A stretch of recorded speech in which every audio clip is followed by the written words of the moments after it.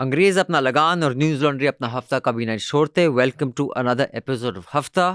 And just before we start with the introductions and everything, we have a fantastic panel. We are just rethinking recording our 500th episode out of Delhi. Maybe we'll do it a little later when we tie it in with another event, because there are too many things happening in the end of August, which is when our 500th episode happens. And it's just becoming very difficult to coordinate all these things. So we will push it probably by a couple of weeks or a month or so. Just FYI. So it's been a disaster-strewn week with many natural and man-made disasters happening. We will get into that. And of course, lots of politics up in the air. But first, let me introduce you to a panel. We have in our studio today, we are privileged to have veteran journalist Neerja Chowdhury. Many of you have been on Hafta now. Thank you for coming, Neerja. Especially at a time when in Delhi, when you step out, you don't know how long it'll take you to get back home. Apparently, last night, people were stuck in the offices till like midnight, 2 a.m. 3 a.m. Wow. I know somebody who was stuck for 3 a.m. Also in the studio is Raman Kirpal. Hello. Chief. Hi, Raman sir. And joining us in the middle of his busy schedule is Anand Vardhan, who is in the middle of his exam. Law exam? Yes. How many papers left? 2. Okay. So that's why you are looking so judge-like. Because you're on the verge of... Student. Lots happening in court also. And joining us online will be Viju B. Viju is the Metro editor of the Times of India, Kochi. He reports chiefly on issues at the intersection of development, ecology and culture. Also, before I get into the headlines, we have a Friendship Day offer. As many of you may know, I didn't. It was news to me. But 4th of August is Friendship Day. And we have a special, offer this Friendship Day. It is also my birthday, by the way. So many of you, if you want to get me something for my birthday, you can buy the subscription for Newslaundry and News Minute joint subscription. But you see, politics has been, other than a force of governance, it has been an extremely divisive force in the last decade or so, the world over. It's become very polarized, thanks partly to social media. And many people, I know, I have lost friends and relatives who we loved to politics because political views are so different. It just was a breakdown of relationships. So this Friendship Day, we are urging you to reach out to a friend who you have lost to politics. Reach across the aisle and say our politics may be different, but we can still be friends. And gift them a News Minute, Newslaundry joint subscription. So in the spirit of friendship, say we may have disagreements on politics, but we have some history of affection, love, some bond that you may share. So we would urge you to reach across the aisle to someone with different politics than yours and gift them a subscription. You can scan the QR code on the screen right now. You can click on the link in the show notes, or you can just go to the Newslaundry or the News Minute website and gift this joint subscription. It is our way of trying to bring the world a little closer together in a highly polarized environment. Is it an annual event now that every year something like this happens in Kerala? And is the ecological destruction at any point an election issue? What I'm trying to say is the government is at fault for many reasons, I would say. I'll come to that in detail. But before that, let me just give you a small topographical insight of this Western Ghats, especially in Kerala and in Wayanad. So what is happening in the Western Ghats region, what is happening now is like you are getting this kind of cloudburst, you are getting this kind of heavy intensive rainfalls. The main reason is because the Arabian Sea is getting hotter and hotter. I mean, you used to have the cyclonic disturbance in Bay of Bengal on the other side, on the eastern side. But if you look at the cyclonic formations and if you look at the cloudbursts which are happening in Puthumala and all those regions, post 2018, we are getting so many landslides in the Western Ghats region. For example, in Idiki, in Kottayam, now in Wayanad. So, in fact, here there was 600 millimeters of rainfall. Which fell in 48 hours.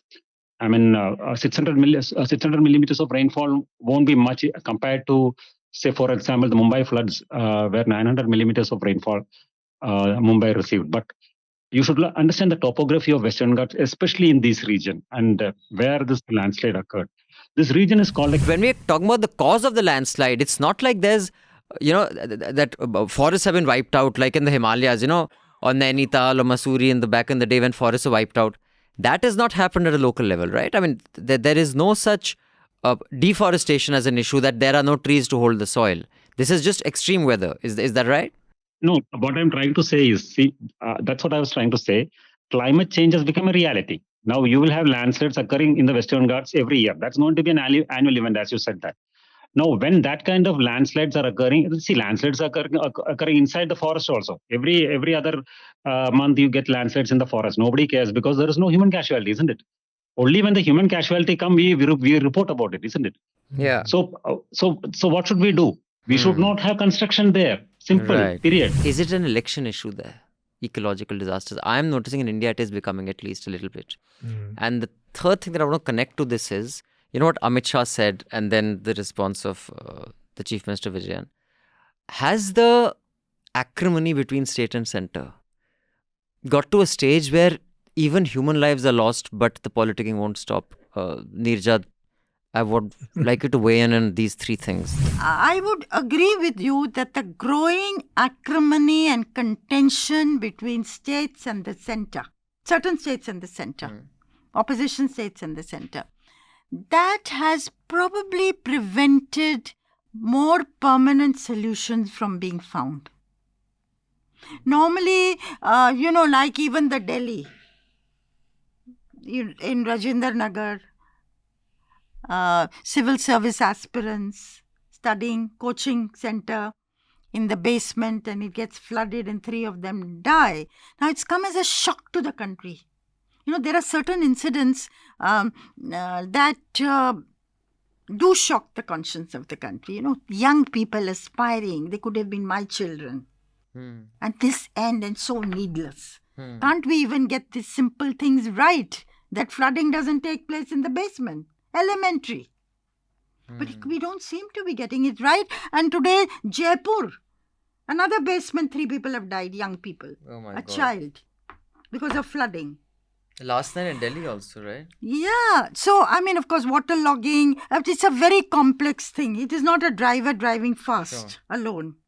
It is a whole lot of things, permissions being given, encroachments allowed, over construction.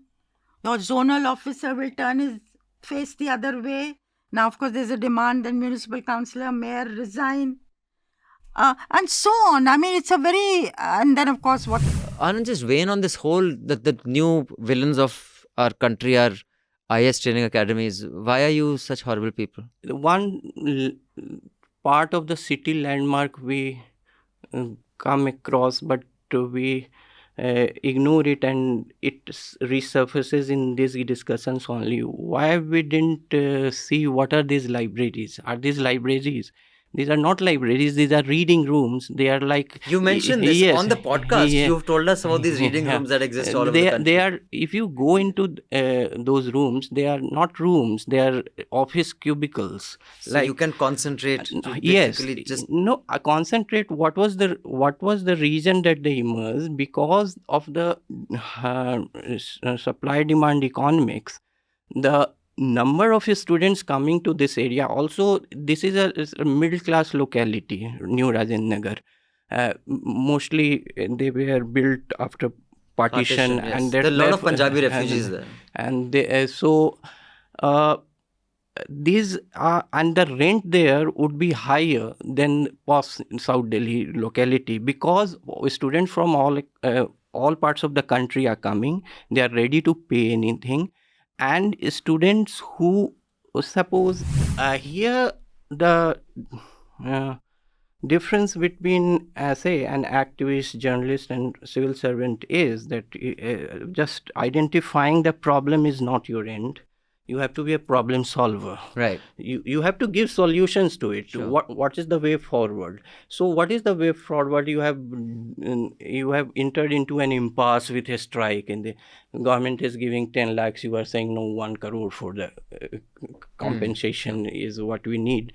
But you take that forward and decongest the area for But that I think is a function of power. What power do you have? I think protest is a very important tool in anyone's quiver. It may not be the most productive, but it is definitely the most impactful. And sometimes I think it is the most important one to use. I mean, I I'm think not they sure have in made this their case. point. Now they are dragging I'm not it. sure if they've made their point, because Is the LG going to take the initiative? Who's going to take the initiative? It could be the young people who are protesting. Today they are protesting, punish A, B, C, D. We want this to happen for the loss of life of our colleagues that has taken place. But they could say, Prime Minister, call a meeting of 15 people. Have us there. What is the way forward? How do we deal with this problem?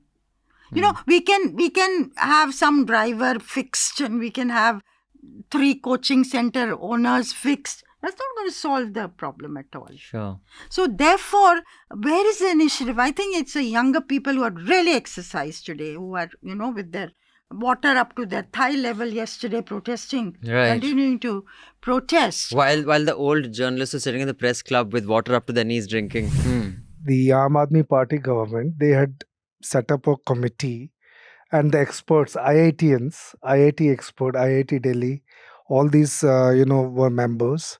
And they wanted to, introduce some kind of new drainage system for the country. Like, I mean, for example, this Alrayanda Nagar also is a refugee colony, and it was unregulated initially.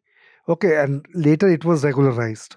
I mean, the construction that came up was completely unregulated initially. The new Rayanda Nagar is different story. And then over a period of time, all Rayanda Nagar became a commercial hub. So the residencies, they started turning them into Offices and academies, whatever. yeah. Some commercial so activity. this is how it happened. So, but the drainage system is of that age, old past. So that is why in 2018, when there are 3 basins, 3 major drainage basins of Delhi, which is Yamuna, Trans Yamuna, and you have Najafgarh, and you have Barapulla. So those 3, how we can integrate the entire Delhi drainage system. So the study has been done.